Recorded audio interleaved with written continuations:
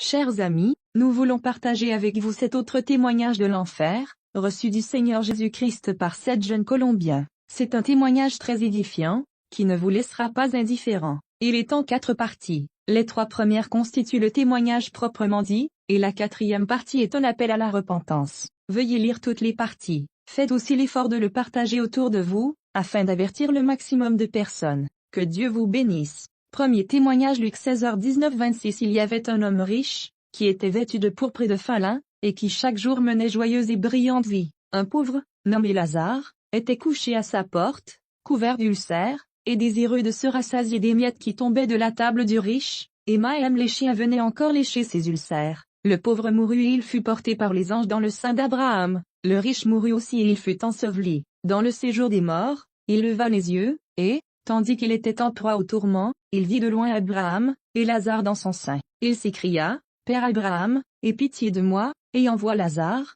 pour qu'il trempe le bout de son doigt dans l'eau et qu'il me rafraîchisse la langue, car je souffre cruellement dans cette flamme. » Abraham répondit, « Mon enfant, souviens-toi que tu as reçu tes biens pendant ta vie, et que Lazare a eu les maux pendant la sienne, maintenant il est ici consolé et toi tu souffres. D'ailleurs, il y a entre nous et vous un grand abîme, afin que ceux qui voudraient passer d'ici vers vous, ou de là vers nous, ne puissent le faire. » La Bible, la parole de Dieu, est très claire au sujet du ciel et de l'enfer. Dans le verset que nous venons de lire, le Seigneur nous parle de 2 endroits, le ciel et l'enfer, la condamnation et le salut. Il n'y a aucun endroit intermédiaire. Le purgatoire n'existe pas. Les limbes, cet endroit présenté comme le lieu où l'homme va après son départ de la terre en attendant d'aller dans les cieux, n'existe pas non plus. La Bible est très claire à ce propos. Dieu nous a donné une révélation qui va changer la trajectoire de nos vies. Nous venons à peine de commencer à connaître Dieu et sa parole. Nous sommes cet adolescent à qui Dieu a accordé le privilège et la grande responsabilité de partager ses révélations avec le monde.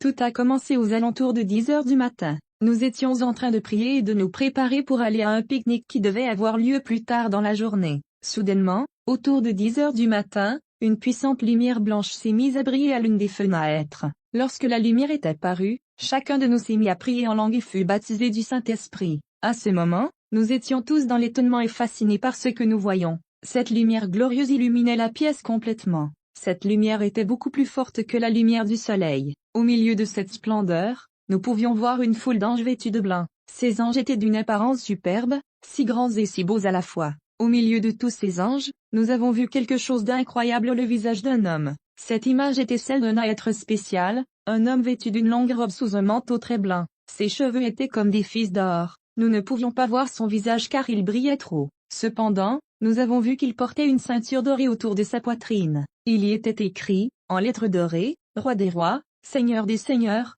Il portait des sandales d'or pur à ses pieds et sa beauté était sans égale. Lorsque nous avons vu la présence de cet homme, chacun de nous est tombé sur les genoux. Puis nous avons commencé à entendre sa voix. C'était si spécial et merveilleux, chaque mot transperçait notre cœur comme une épée à 2 tranchants, exactement comme c'est écrit dans la parole de Dieu, Hébreux 4h12. Il s'adressait à nous d'une manière simple mais très puissante. Nous l'avons clairement entendu nous dire, « Mes petits enfants, ne soyez pas effrayés, je suis Jésus de Nazareth, et je vous ai visité pour vous montrer un mystère que vous pourrez raconter aux villes, aux nations, aux églises et dans chaque endroit. Où je vous dirai d'aller, vous irez et où je vous dirai de ne pas aller, vous n'irez pas. » La Sainte Bible dit dans Joël 2h28 après cela, « Je répandrai mon esprit sur toute chair, vos fils et vos filles prophétiseront, vos vieillards auront des songes, et vos jeunes gens des visions. » Ce sont les temps que Dieu prépare pour tout le monde.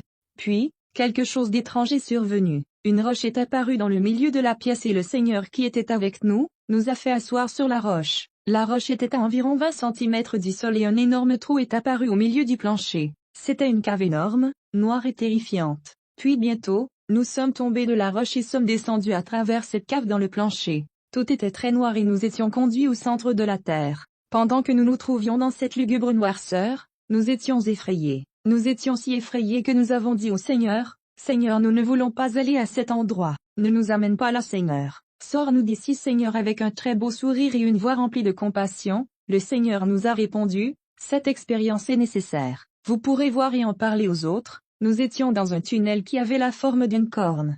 Puis nous avons commencé à voir des ombres, des démons et des figures qui déambulaient d'une place à l'autre. Nous continuions toujours à descendre plus profondément. En seulement quelques secondes, nous avons ressenti un grand vide et une grande peur. Nous sommes finalement arrivés près de quelques cavernes et près d'horribles portes. Ça ressemblait à un labyrinthe. Nous ne voulions pas aller à l'intérieur. Nous percevions aussi une odeur horrible et une chaleur étouffante. Une fois entrés là, nous avons vu des choses terribles, des images effrayantes. La totalité de l'endroit était engloutie sous les flammes et les corps de millions de personnes se trouvaient au milieu d'elles. Ils souffraient une grande tourmente. Cette vision était si horrifiante. Nous ne voulions pas voir ce qui nous était montré. L'endroit était divisé en différentes sections de châtiment et de souffrance. L'une des premières sections que le Seigneur nous a permis de voir était la vallée des chaudrons. C'est le nom que nous lui avons donné. Il y avait des millions de chaudrons incrustés au sol, chacun était bouillant de lave. Il y avait, dans chaque chaudron, l'âme d'une personne venue en enfer après sa mort. À l'instant où ces âmes ont vu le Seigneur, elles se sont mises à crier et à hurler, « Seigneur,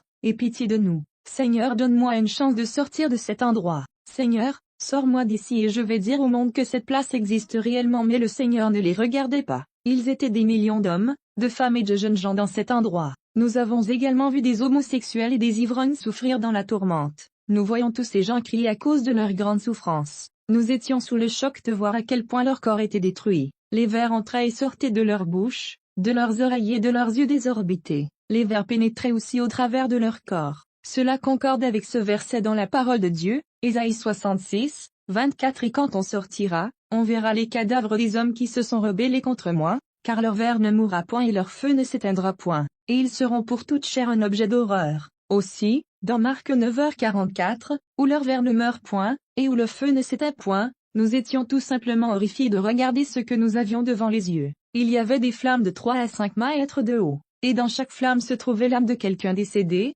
qui a atterri en enfer. Le Seigneur nous autorisa à regarder un homme qui se trouvait à l'intérieur de l'un des chaudrons. Il était à l'envers et la chair de son visage pendouillait en morceaux. Il restait là à regarder le Seigneur attentivement. Et puis il s'est mis à crier et à appeler Jésus. Il a dit, « Seigneur, aie pitié. Seigneur, donne-moi une chance. Seigneur, sors-moi de cet endroit. » Mais le Seigneur Jésus ne voulait pas le regarder. Il lui a simplement tourné le dos. Lorsque Jésus a fait cela, l'homme a commencé à le maudire et à blasphémer son nom. Cet homme était John Lennon, membre du groupe de musique satanique les Beatles. John Lennon était un homme qui se moquait et riait du Seigneur durant sa vie. Il disait que le christianisme allait disparaître et que Jésus-Christ serait oublié de tous. Mais, cet homme est aujourd'hui en enfer et Jésus-Christ est vivant. Le christianisme n'a pas disparu non plus. Comme nous commencions à marcher sur les bords de cet endroit, les âmes étiraient leurs mains vers nous, suppliant pour de la pitié. Ils demandaient à Jésus de les sortir de là, mais le Seigneur ne voulait pas les regarder. Puis nous avons commencé à passer à travers différentes sections.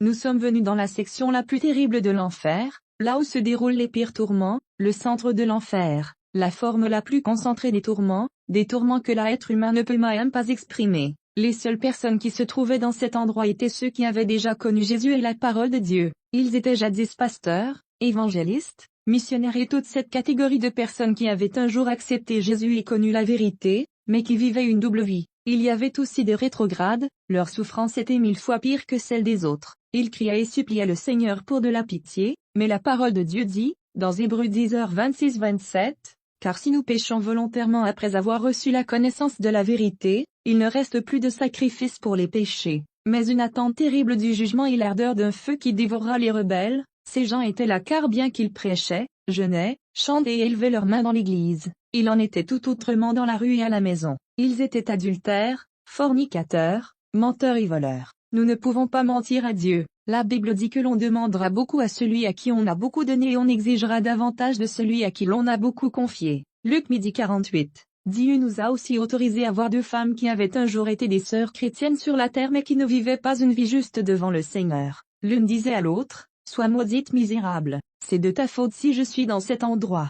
Tu ne m'as pas prêché le saint évangile, et parce que tu ne m'as pas parlé à propos de la vérité, je suis maintenant ici en enfer. » Elles pouvaient se dire ces choses au milieu des flammes et elles se détestaient l'une et l'autre car il n'y a pas d'amour, de pitié et de pardon en enfer. Ils étaient des milliers d'âmes qui avaient connu la parole de Dieu, mais leur vie n'était pas propre devant la sainte présence du Seigneur. Vous ne pouvez pas jouer avec Dieu, ni avec les flammes de l'enfer non plus, s'est exclamé le Seigneur. Il nous a aussi dit, « Mes fils, toutes les souffrances qu'il y a sur la terre, concentrées en une seule place, ne sont rien comparé avec la souffrance qu'une personne éprouve en enfer. S'il est vrai que c'est atroce pour ceux qui souffrent en enfer, vous pouvez imaginer le cas de ceux qui sont au centre de l'enfer, ceux qui un jour ont connu la parole de Dieu mais qui se sont éloignés d'elle. Puis le Seigneur nous a dit que nous pouvions jouer avec le feu sur la terre mais jamais avec le feu en enfer. Nous continuions à marcher à travers différents endroits et le Seigneur nous a montré plusieurs personnes différentes. Nous pouvions voir que les gens subissaient approximativement 6 sortes de châtiments différents. Il y avait des âmes tourmentées par des démons avec toutes sortes de punitions.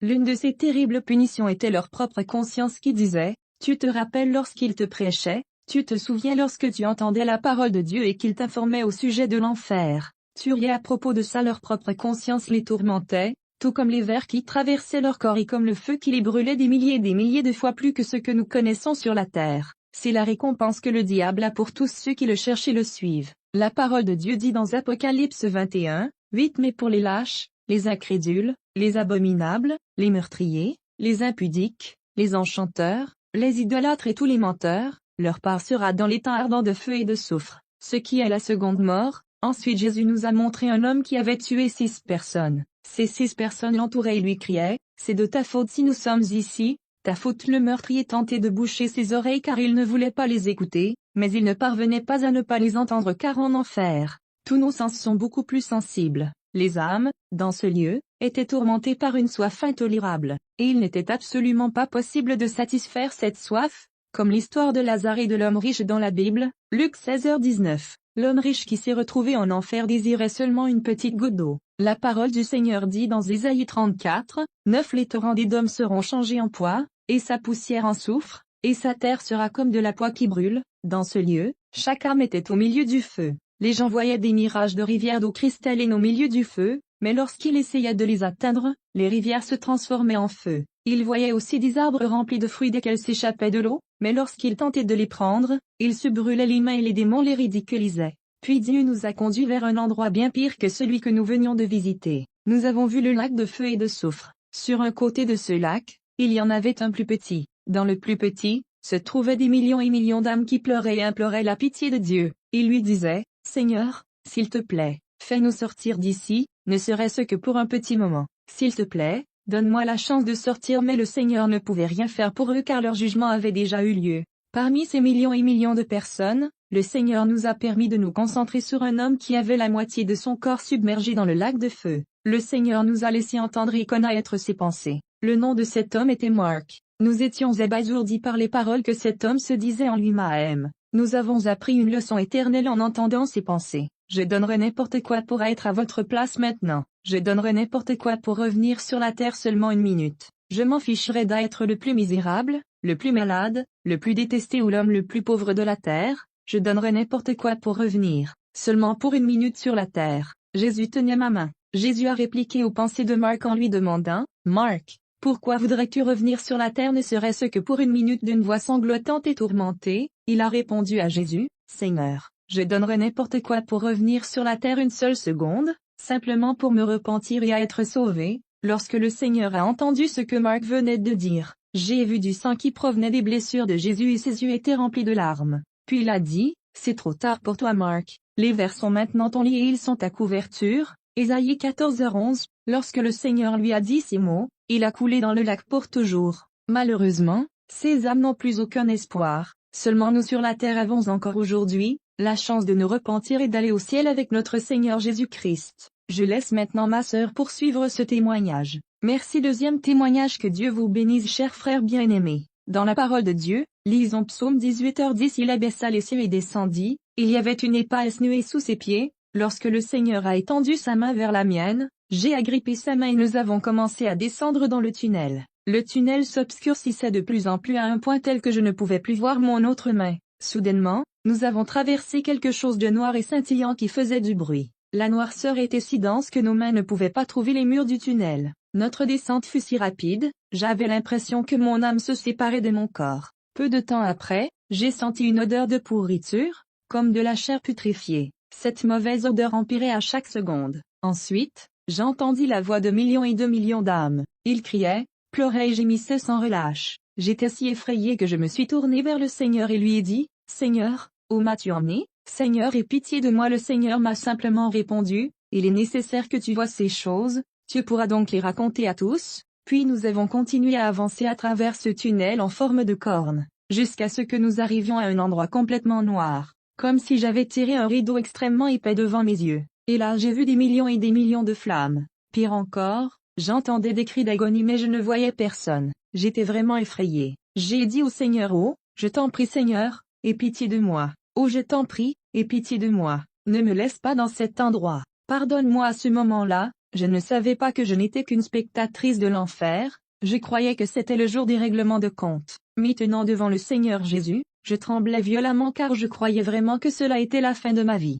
Nous nous sommes avancés plus près d'une flamme qui se trouvait en avant de nous, elle était gigantesque et brûlait férocement. J'ai continué à descendre tranquillement, apercevant des multitudes de flammes et entendant des millions d'âmes pleurer à l'unisson. Et puis j'ai vu une table de bois qui n'était pas consumée par le feu. Il y avait dessus ce qui semblait être des bouteilles de bière. Elles semblaient rafraîchissantes, mais elles étaient remplies de feu. Comme je regardais, un homme est soudainement apparu. Sa chair était presque toute détruite et ce qui restait de son vêtement était plein de boue et brûlé. Il avait perdu ses yeux, sa bouche et tous ses cheveux, à cause du feu. Il pouvait me voir, même s'il n'avait plus ses yeux. Je vous rappelle que c'est l'âme d'une personne qui peut penser, raisonner et vraiment voir, non pas vos corps naturels. L'homme a étendu sa main amaigrie vers le Seigneur et s'est mis à pleurer en disant: Seigneur, aie pitié de moi. Seigneur, aie pitié de moi. Je souffre, je brûle. Je t'en prie, aie pitié et sors-moi de cet endroit. Le Seigneur l'a regardé avec pitié et j'ai senti quelque chose de chaud dans ma main. J'ai regardé et c'était du sang, le sang de Jésus. Le sang du Seigneur provenait de sa main pendant qu'il regardait cet homme souffrant,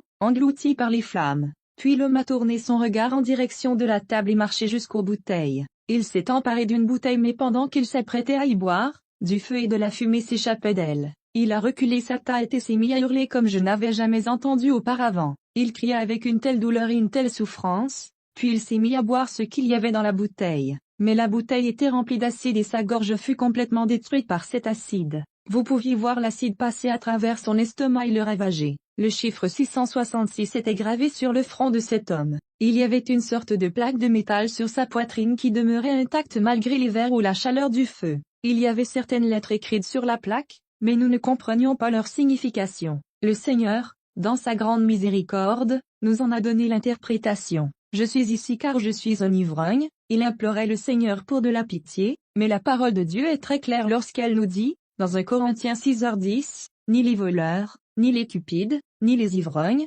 ni les outrageux, ni les ravisseurs, n'hériteront le royaume de Dieu. Le Seigneur m'a montré les dernières heures de cet homme sur la terre, exactement comme un film. Je voyais comme un gros écran de télévision qui me montrait ces dernières secondes avant sa mort. Le nom de cet homme était Louis et il était dans un bar. J'ai vu dans ce bar, la même table et les mêmes bouteilles. Autour de cette table se trouvaient ses amis. Je peux vous dire ceci maintenant, il n'y a qu'un seul vrai ami et son nom est Jésus-Christ. Il est le fidèle ami. Louis buvait et ses amis aussi. Son meilleur ami a pris une bouteille, l'a brisée et il a commencé à poignarder Louis. Lorsqu'il a vu Louis gisant sur le sol, il s'est sauvé. Louis s'est vidé de son sang jusqu'à la mort. La chose la plus triste c'est qu'il est mort sans le Seigneur. Que la grâce soit avec vous tous qui avez Jésus-Christ pour maître.